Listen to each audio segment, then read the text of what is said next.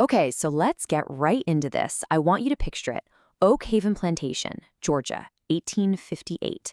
The air is just thick, thick with that southern heat, the humidity, and something else, an unspoken fear. This entire world is built on an incredibly fragile, incredibly brutal power structure.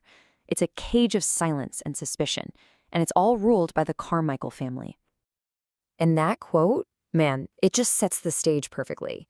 Because yeah, our story kicks off with a literal fire, but that's not the real story. The real story is about a much larger, much more dangerous psychological blaze, one that's about to consume every single person involved. So, to really get what happens next, you have to understand the world before it all shatters. On one side, you got the master, Silus Carmichael. He has absolute, unquestionable power. And on the other, you have Jack, a man who's been hardened by 2 decades of forced labor, a man who is considered absolute property. You have the owner of lives and you have the owned life. That is the unshakable foundation of Oak Haven. Or so it seems. And then that foundation cracks. A single spark, one single act of defiance, and the entire world is about to be set on fire. It all just erupts with this blinding speed. The smokehouse is burning, and the mistress of the house, Eleanor, gets trapped by a heavy, falling barrel. The overseers, the ones in charge, they just freeze. But Jack doesn't.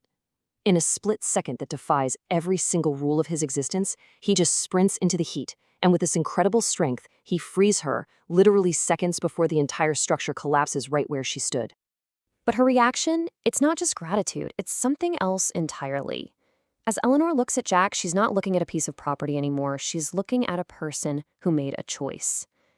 The look in her eyes is described as this disturbing intensity, something proprietary and unsettling that honestly scares Jack more than the fire ever did.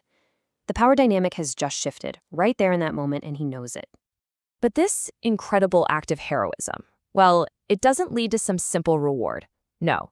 Instead, it sparks a far, far more perilous new relationship. And this just perfectly illustrates her mindset. Later, in the main house, she probes him with this chilling question. Think about that. She's not just thanking him, she's analyzing him. She's testing the moral complexity of his actions, trying to figure out the potential of the man, or maybe the tool that she now feels she possesses.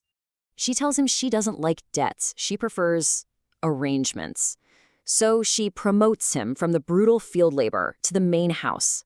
He's not field hand anymore, he's now her personal attendant, her eyes and ears. You see, this isn't freedom. It's an entanglement. It's pulling him right into the dark, beating heart of the plantation's power structure. And at the heart of this new arrangement is this: the plantation ledger. This book is everything. It's the record of debts, cotton yields, and, most crucially, the inventory of human beings. It is the financial and, you could say, the moral core of Oak Haven, and it's locked away in the master's private safe. And this is where the conspiracy really kicks off. Eleanor produces a secret secondary key to the safe, one her husband has no idea she has. She instructs Jack, trusting his strength and his discretion, to open that safe and bring her the ledger. She needs his help to unlock her husband's secrets. And what they find inside, it's horrifying. Buried in those pages is a massive, incredibly reckless land deal that Silus made. And what did he use as collateral to secure the loan? People. Specifically, Jack's friends. Isaac, Thomas, Sarah, and Martha. Their names are right there, listed in red ink, designated to be sold off if the master's gamble fails. While this just changes everything, the mission is no longer about Eleanor's curiosity about her husband. Now it's about saving Jack's friends. They have to use the master's own secrets against him to set a trap. Eleanor's resolve just hardens into this cold fury. As they dig deeper, using her intimate knowledge of her husband's hiding places, they uncover the full, fraudulent extent of what he's done. He isn't just reckless, he is actively destroying the plantation from the inside out. Let's just break down the sheer audacity of this crime. Silus claimed he bought valuable farmland to save the plantation. The reality? He bought land where someone else already owned the valuable underground mineral rights, making the land itself essentially worthless. And how did he pay for it? By illegally selling the mineral rights to Oak Haven itself. He literally sold the ground from under their own feet to finance a failing venture. So that's the central problem they're facing, right? They have the proof, but Silus holds all the power. A direct confrontation is just impossible. It's suicide. They need a plan. They need to weaponize this information without getting exposed themselves. Eleanor's plan is, wow, it's as cunning as it is dangerous.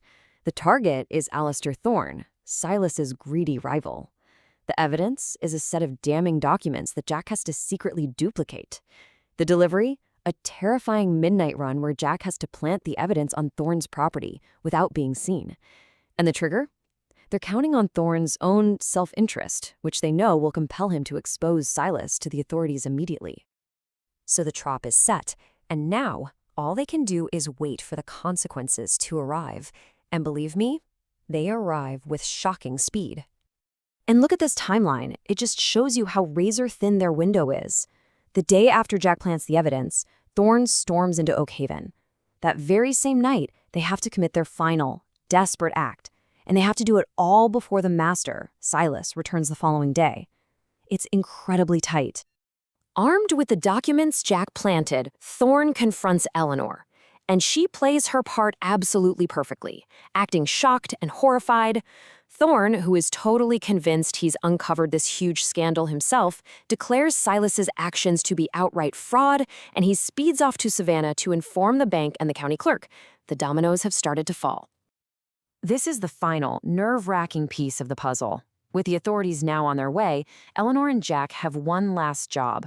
They open that ledger and meticulously, carefully scrape the names of his friends, Isaac, Thomas, Sarah, and Martha, from the collateral list, disguising the forgery as just a minor bookkeeping adjustment.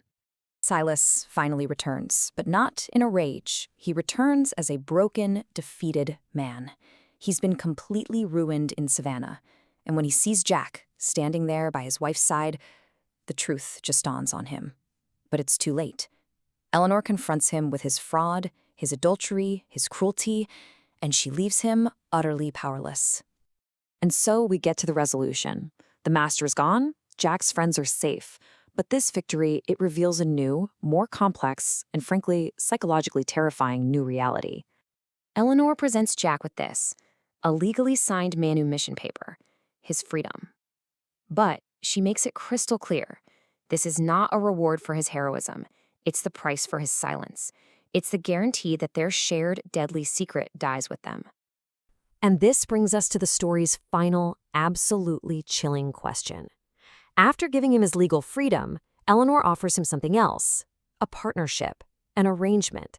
She begins to remove her dress, not as an act of seduction, but as an act of profound psychological power, asking him to stay and help her run the plantation.